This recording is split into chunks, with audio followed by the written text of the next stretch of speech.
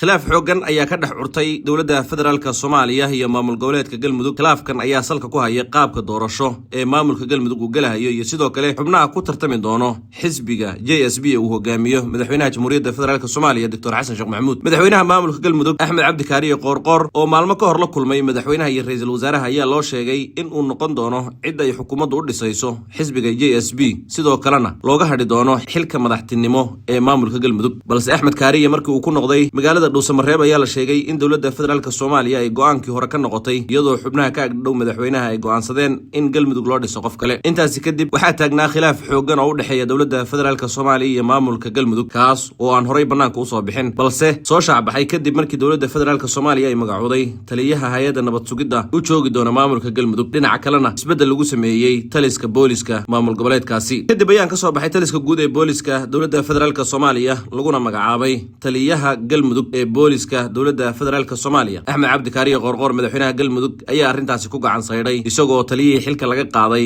mar kale u magacaabay in uu noqdo taliyaha booliska Galmudug. tan ayaana la sheegay in ay shaac ka qaaday dhinaca kalena banaanka u soo saartay. khilaafka ayaa hadda banaanka u soo baxay iyadoo wararka ka soo baxaya Galmudugna ay sheegayaan in laamaha ammaanka ee deegaankaasi heegan la geliyay iyadoo dhinaca kale warar aan la hubin lagu faafiyay baraha bulshada oo sheegaya in talisyada kala duwan ee ciidanka qaybo ka mid xilalka laga qaaday halka maamulada degmooyinka iyo tuulooyinka Galmudugna lagu wargeliyay inay ka amar qaataan madaxweyne ku-xigeenka maamulkaasi Cali Ciid Daahir. dowladda federaalka Soomaaliya ilaa iyo hadda wax warka ma aysan soo saarin amar jabinta lagu sameeyay taliyihii cusba ay u magacowday deegaanada Galmudug ee booliska balse warar kale oo soo baxaya sheegaya in Axmed Kaariye Qoorqoor uu go'aansaday in uu dhiso guddiga madaxa bannaan ee doorashooyinka kuwaas oo hoos iman doonin guddiga doorashooyinka ee heer federaal una doonayo in uu si degdeg ku qabto doorashada maamulka Galmudug. lama oga in dowladda federaalka Soomaaliya ay qaadan doonto go'aan la mid ah midkii ay ka qaadatay maamulka Koonfur Galbeed iyo madaxweyne Cabdicasiis Laftagareen kaas oo markii ay sidan oo kale isu qabsadeen dhinaca kalena la isku soo celiyay wareegtooyin iyo waraaqo lagu magacaabayo talisyada kala duwan ee ciidanka oo ugu dambeyn dowladda federaalku ay go'aansatay in ay ciidan u dirto magaalada Baydhabo oo xarun ahayd maamulka Koonfur Galbeed halkaana laga saaray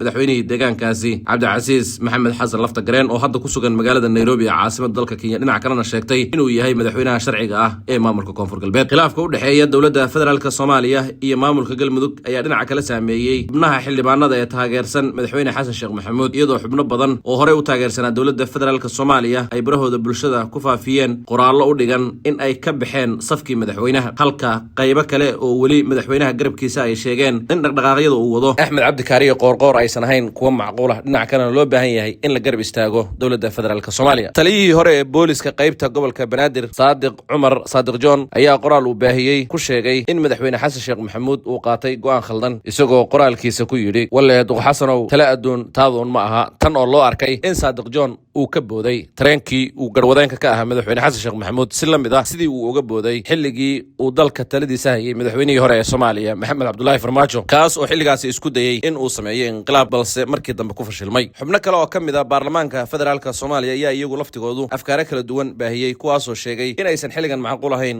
in faragelin lagu sameeyo maamulka Galmudug. marka laga yimaado war saxaafada ka soo baxay maamulka Galmudug ee lagu magacaabay taliyaha booliska qaybta Galmudug ee uu soo saaray madaxweynaha maamulka Galmudug Axmed Kaariye Qoorqoor ma jirto wax war saxaafadeed oo ka soo baxay dhinaca dowladda federaalka Soomaaliya. madaxweyne Xasan Sheekh Maxamuud iyo xukuumaddiisa ayaa maalmihii u dambeeyay la dalaadhacayay culaysyo iyo kacdoon siyaasadeed oo aad u xoogan oo kaga imaanayay dhinaca shacabka iyo sidoo kale dhinaca mucaaradka ka dhanka dowladda federaalka Soomaaliya. golaha samata bixinta mucaaradka ayaa sheegay in ay qaban doonaan mudaharaad ka dhana xukuumadda federaalka Soomaaliya dhulboobka ay ku wada magaalada Muqdisho balse dowladda oo ka jawaabaysa arrintaasi ayaa joojisay dhulkii ay burburinaysay iyo sidoo kale jidad ay sheegtay inay bixinaysay. halka ra'iisul wasaaraha Jamhuuriyadda federaalka Soomaaliya Xamse Cabdi Barre oo maanta warbaahinta la hadlayna uu sheegay in ay dowladdu diyaar u tahay in la fidiyo madal wada hadal lagana baaqsado wax kasta oo carqaladeyn kara amniga isagoo dhinaca kale fariin u diray xubnaha mucaaradka sheegayna inay ka baaqsadaan tillaabooyinkaasi. 15 May oo ay ka dhiman tahay wax ka yar 10 maalmood waa xilliga ugu dambaysa ee muddaxileedka madaxweynaha Jamhuuriyadda federaalka Soomaaliya Xasan Sheekh Maxamuud sida ay sheegeen mucaaradka dowladda federaalka Soomaaliya balse xukuumadda ayaa laga soo xigtay in ay sheegtay in wax ka bedelka dastuurka uu si rasmi u saameeyo xukuumadda dhinaca kalena muddada rasmiga ee xukuumaddu xilka ka tagi doonto ay noqon doonto 15 May 2027 balse dhinacyadu ilaa ay hadda way isdirqinayaan waxaana la sheegay in ay jiraan culaysyo xoogan iyo sidoo kale dhadhexaadiyaal ka madax bannaan Soomaalida oo uu garwadeen ka yahay Mareykanka oo doonayo in xal laga gaaro xaaladda doorashooyinka ka hor 15 bisha May xilligaas oo ku eg muddaxileedka rasmiga ah ee madaxweynaha Jamhuuriyadda Federaalka Soomaaliya.